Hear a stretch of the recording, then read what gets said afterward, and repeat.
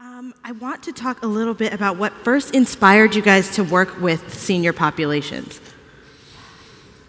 You or me? It's the work I've done my entire life, actually, since I was 17. And I was in college, and I had to do a course where we presented some activities. It was actually a oral interpretation of literature. And I had to work in a facility.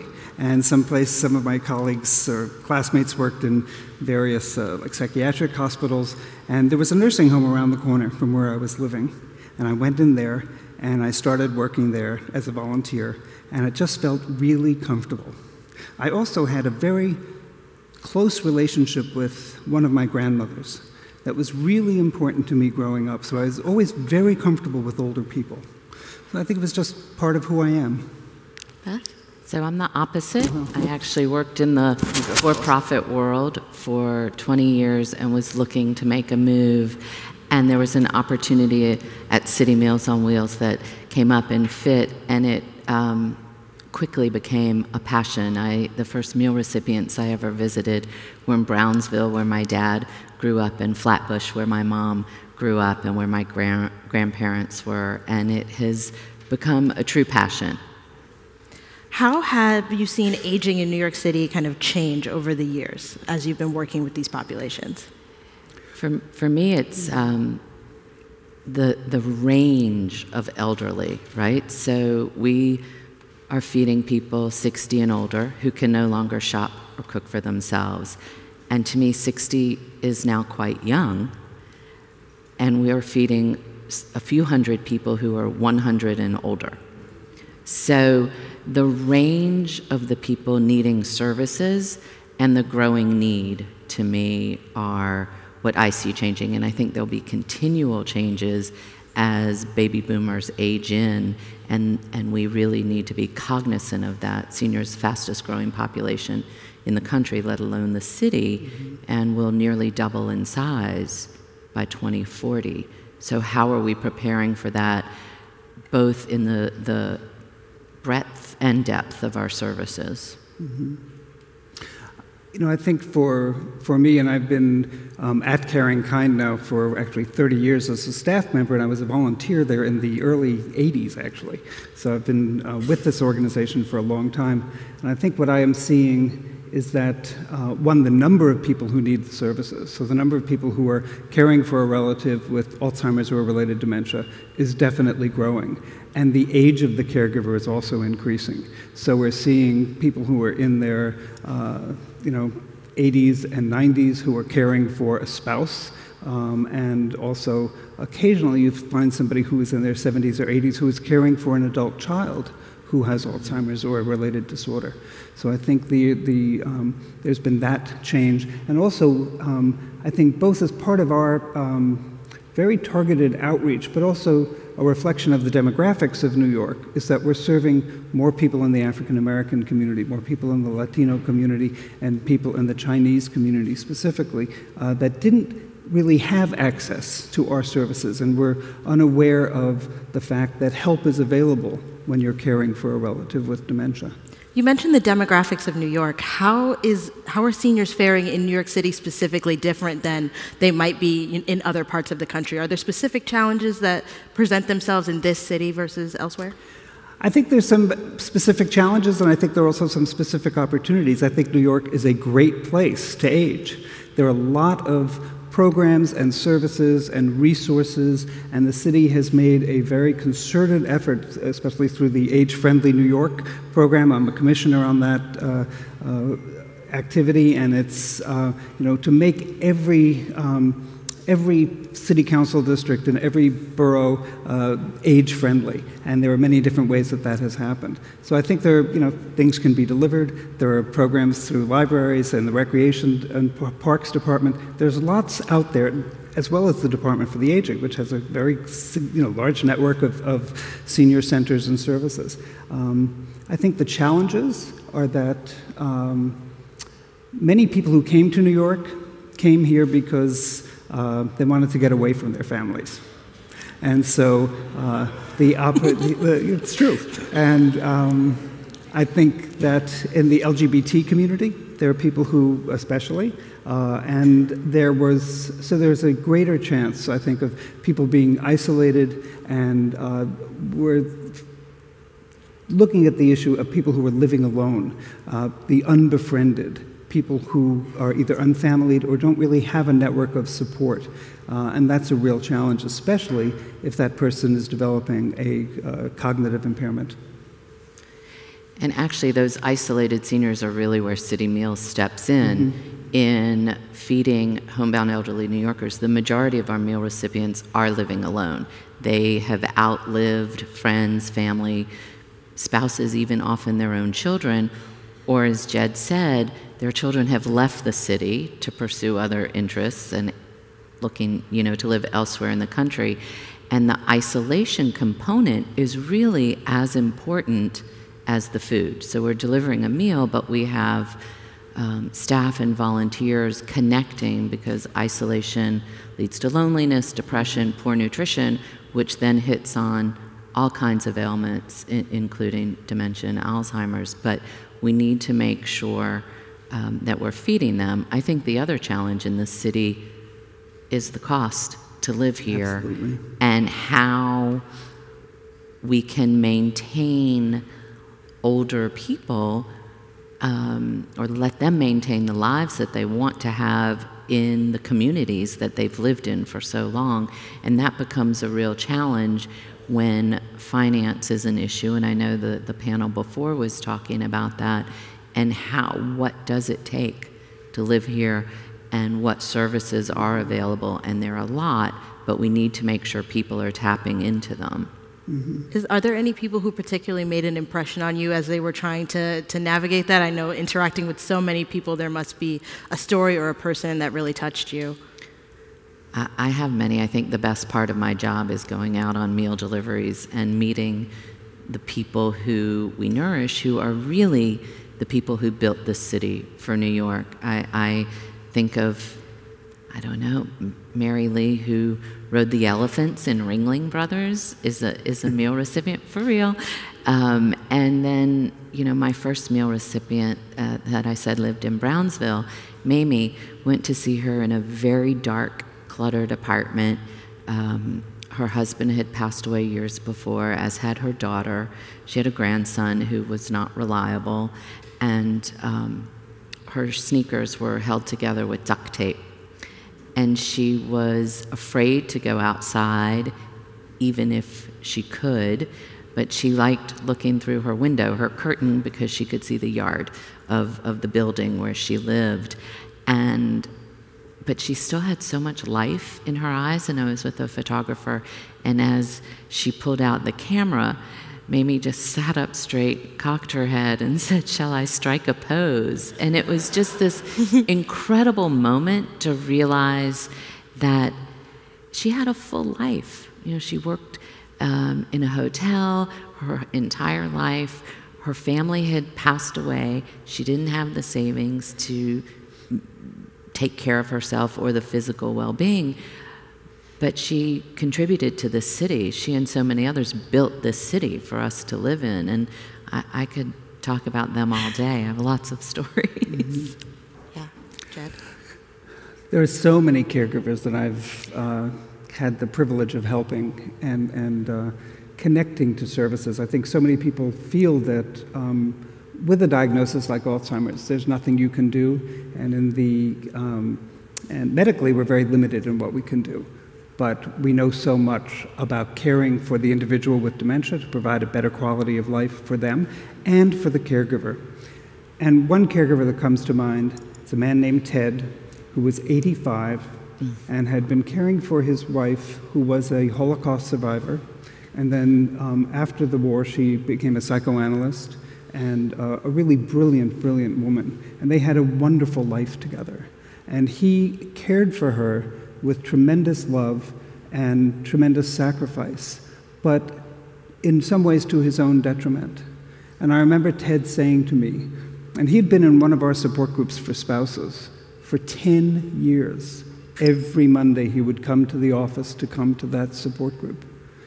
And he said it's because he was in that support group that he was able to keep his head above water. This is the man who was still working full-time at the age of 85 and had resources, but still was feeling, I think, defeated by this experience, but connected with others in a way that provided this lifeline of support for himself. And he said, who am I going to cry to? My children or my colleagues? In the group, we can cry together, we can laugh together, and we're making connections, and that's what's keeping me alive. So, you know, providing that kind of support is so critical.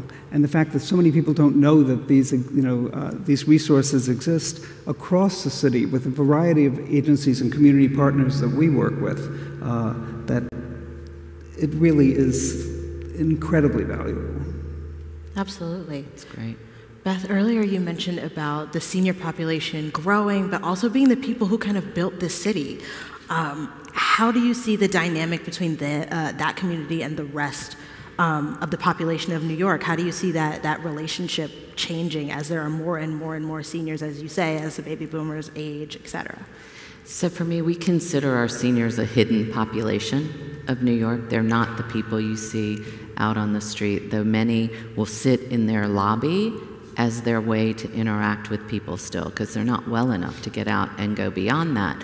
But the changing demographic and growth also does create a lot of opportunity. We have, last year alone, over 20,000, almost 25,000 volunteers, 80,000 hours of time. And of course, they're delivering meals, but they're also, within the city's Thrive NYC program, we've received substantial funding to expand our friendly visiting program. So we're pairing a volunteer with a meal recipient, enabling them to talk and visit for an hour a week. And it is creating incredibly unique relationships, both old to old and young to old. So it spans the age spectrum on who our volunteers are. And for someone who might be using CaringKind services, they may also be getting meals. Absolutely. And it gives that husband, that spouse, a time to get away, but mostly it gives a meal recipient who has no one the opportunity to extend their lifeline that Citymeals provides. And we welcome, volunteers, even to go on a delivery where you see people that you don't think about and you don't have the opportunity to see on a regular basis. Yeah. I did an interview with a woman a couple of years ago who happened to be a home health worker, and she said something that really stuck with me. She said, no one wants to think about aging. Right. No one wants to think about what happens to them when they age. Aging is something that happens to other people. Aging is not a thing that happens to me or to my mother or to my family until it does. Do you think that people broadly still kind of have that same disposition about aging, and how does that? I do. I think so, absolutely. And the hook for me in bringing people in is to think about the great memories they have of a grandparent or a great aunt or a parent even, and understanding that. You don't want to think about looking in the mirror, right, and being wrinkled and gray or starting to have issues of dementia and confusion. It's scary. But if we can bring it to light in a way that's positive and to learn from those that we're feeding and take that knowledge and build on it and provide services, and whether it's weekly conversations or meals every day, we're doing a great service and also being stronger ourselves. Jed, I saw you have a reaction. I think, there's, I agree. I think things are beginning to shift a little bit, and that there is a segment of the population who is recognizing that aging is living. Yeah. Aging is healthy. Aging is normal. There is no alternative.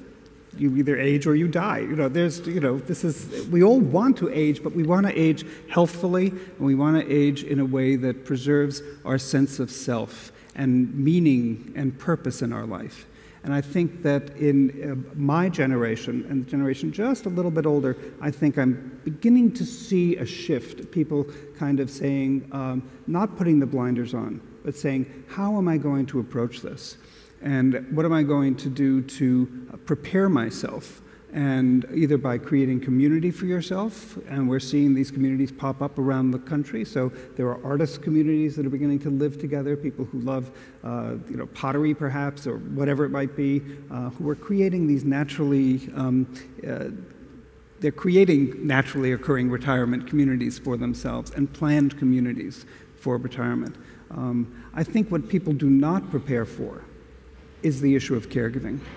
I think even though almost everybody is going to be in that position, but very few people are actually prepared for it. So recognizing that there are resources out there where you can learn, we teach the skill of dementia caregiving, both to family caregivers as well as to home care workers, who you would be surprised get very little training on aging alone, let alone how to provide this very specialized care that a person with dementia needs. And so it's a 45-hour program just on dementia care for home care and other direct care workers, and it transforms their lives because it gives them the skills and it gives them the insight and it gives them the knowledge.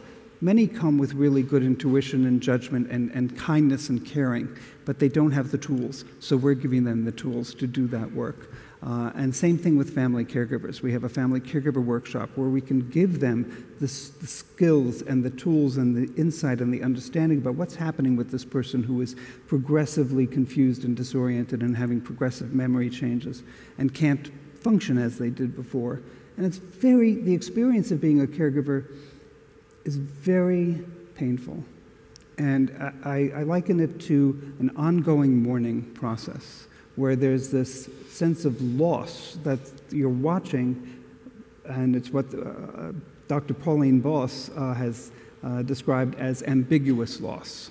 So the person is there, but they're not there in the same way. And it's it's this untenable place to be. So helping people tap into their own resilience and their own strength so that they can continue to provide care for themselves, but equally important is caring for themselves while they continue to care for their relative who has Alzheimer's or dementia. You mentioned so many different populations of people who are really doing caregiving, family, home health workers, volunteers. Who are the caregivers that you're seeing out and about in New York, and what are the challenges that they face? You mentioned kind of the emotional elements, the lack of training. How are people working to kind of give specialized support to those different types of communities? I know the work that you two do is a piece of that puzzle. Well, I mean, that's really very much at the heart of what we do at CaringKind. We are there to provide education and guidance and support throughout the long journey of Alzheimer's or dementia. It's a disease that can last anywhere from 8 to 10 years on average, but more often it's 18 or 20 years or more. It's a very long-term illness. And there are different points in the disease as the individual progresses from early stage to middle to late. Their needs change and the need of the caregiver changes.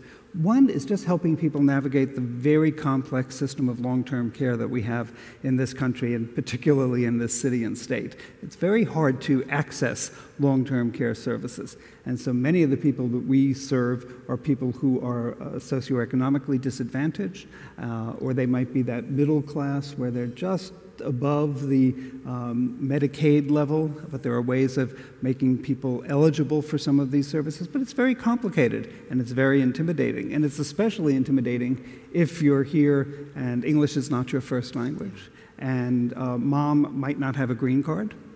And so there's the immigration issue, which has become very prominent in the work that we do now, and people being fearful of reaching out to help, to get help. And also, I think there is the disease itself creates a very powerful sense of helplessness. You know, people throw up their hands and say, well, there's nothing you can do. The fact is there's a lot we can do. And we've developed programs for every part of the continuum of the disease, and we're particularly proud of a program that provides care for people in the very advanced stage of Alzheimer's, bringing a model of care that was evidence-based and tested out of a nursing home in Phoenix, Arizona called Beatitudes, bringing a palliative care model. It's very simple, saying that we all want to be comfortable, and we all are experts in our own comfort. We know what makes us comfortable. It might be a chocolate chip cookie.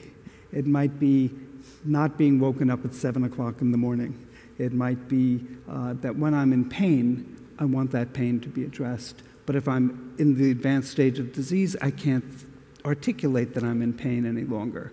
And so my behavior might communicate that pain. And so changing the way that we look at and understand that person with dementia, and we can ensure, really provide a really good quality of life for that individual.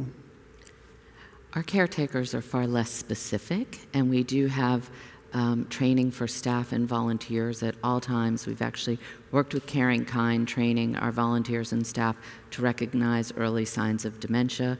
We've worked with the Manhattan DA's office to look at early signs or any signs of elder abuse, which is critical in this city and beyond, and very often is a family member and a caretaker. And really to engage with a meal recipient in a way that becomes meaningful for both, even if it's the deliverer at the door, and noticing a change in the meal recipient. We had Star Awards last week recognizing our staff that go above and beyond across the city, and there was a Chinese meal deliverer who is going back to a meal recipient's home after delivery hours. He's teaching her Chinese, and she's teaching him Spanish. I mean, it's just a very simple, lovely story that they are connecting in ways that they recognize they can both help each other and capitalize on the strengths that the other has. And that's become their intermediary language, not English, but how are they connecting that way? And I think there are very simple ways to recognize an older person and not turn the other way, but smile and embrace the conversation, because it will be fascinating what you're able to learn from someone who's been here on this earth for 80, 90, 100 years.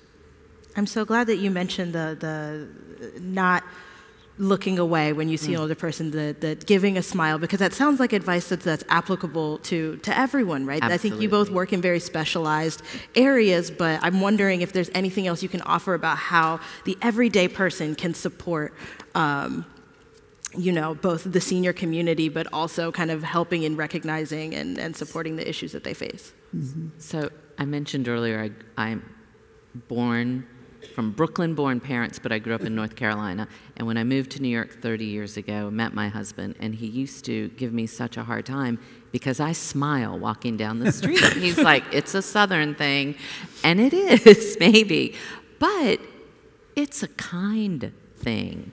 And for us, it is that. It's recognizing that there are other people outside of your being and your inner circle that are important. And simple, I mean, it's very easy to volunteer with Citymeals if that is what is interesting to someone.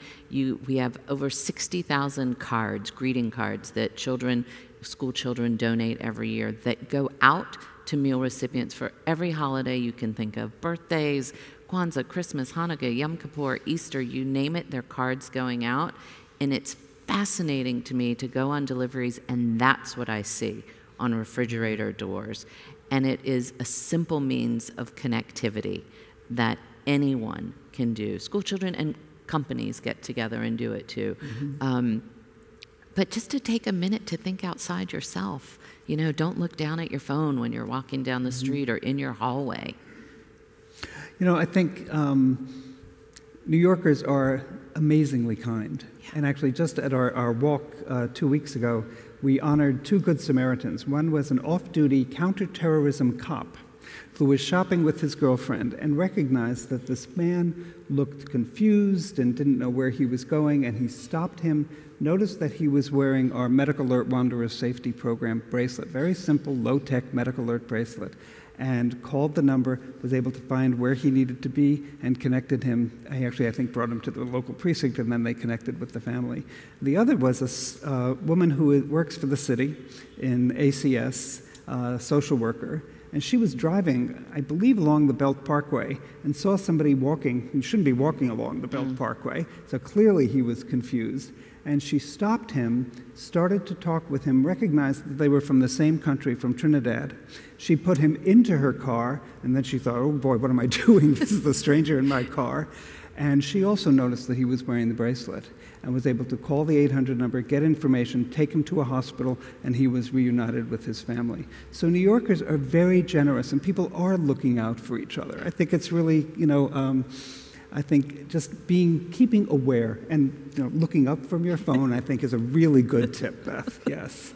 Absolutely. We have time for a couple of questions. In the back.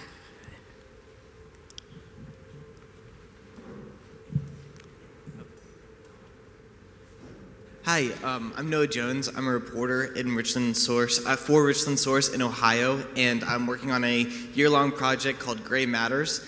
And one of the things that I have reported on a lot is caregiving, and I was hoping that you could sort of talk a little bit about the caregivers' sort of stress that they deal with on a regular basis. I've talked with people who are caring for those with dementia and Alzheimer's, and there's a lot of stress that goes into it because you can't always go out for groceries if you forget to get pasta sauce or something like that. And so one of the things that I've discovered in Richland County is that they have adult daycares for people. And I was wondering if you knew of any other sort of ideas for caregivers to be able to relieve their stress for a few hours a day so they could even go and take a nap, sort of stuff like that. Thank you. I always say that unless you've done it, you don't really get what it's like to care for a person with dementia, how it feels like it's never going to end, how exhausting and draining it is. And remember, a lot of people who are doing the care are older individuals themselves. So a lot of our programs and a lot of the programs and the community partners that we work with around the city provide respite. We actually provide access to respite. That respite might be providing a home care worker for 4 hours once a week so that somebody can go out, get their hair done, do the grocery shopping, or simply go upstairs and take a nap and not have to be worried that their relative is going to get out of the house or be unsafe. I think also coming to the support groups is a really important source of that sense of community. Remember, many caregivers are very isolated and alone. And there's still a sense of shame, I think, for some of them, and there's a stigma around the disease. So I think that, and our 24-hour helpline. So people need to talk, and they can't talk to a friend or a family member. They can always call our 24-hour helpline. That's 646-744-2900. And there's always a living, breathing person on the other end. Just being able to be heard and to be understood, and then to get connected to the resources in the community as well as the vast resources that we have at CaringKind, I think is really important. Yes. One more question in the back. Yeah, hi. I'm John Henry, age 78, and I'm at an age when people like me have to make a decision on whether to get caregiving at home or enter a graduated care facility, a life care facility. Yeah. And I wondered if you could suggest the pros and cons of each type of caregiving. Thank you. I'll take a little, but I think it's a joint, okay. joint effort. I would say, depending on your needs, it is, if you are most comfortable at home and can have any services you need there, it's helpful. And if that's what makes you happy. I would also put the caveat on there, are you alone? Do you have a network of friends or family nearby? Because I do think the social isolation component is an issue and can lead to more loneliness, where depending on an assisted or independent living situation, you will have access to peers and events going on all the time to take part of. It's a very, very individual decision. I will say New York City is working hard to bring in more independent and assisted living into the city. Right. And I would agree that with everything that Beth said. I would also say that for many people who actually, when they make the move to assisted living or to senior housing or to enriched senior housing or whatever it might be, they're sorry they didn't do it earlier. Yeah. And that they had to deal with their house and the management of the house and the all the things that entails. So I think looking at and understanding the options, but it also can be very costly. There are very few affordable options for long-term care in this city, in assisted livings. And beyond the city. And beyond, really. Yeah, that's true. And right. I mean, I can speak just personally. My parents are both in their 80s. My dad will be 90 in March, and we moved them out of an incredibly large, it wasn't incredibly large, but 12-foot ceilings where my dad isn't climbing a ladder to change light bulbs anymore. So they moved 4 years ago, and it was not easy, and they're very happy in an independent senior setting. But they're lucky to be able to do that. Beth, Jed, thank you guys so much for joining us, telling your stories. Thank you. Thank you. Thank you for having us. Thank you. Thank you.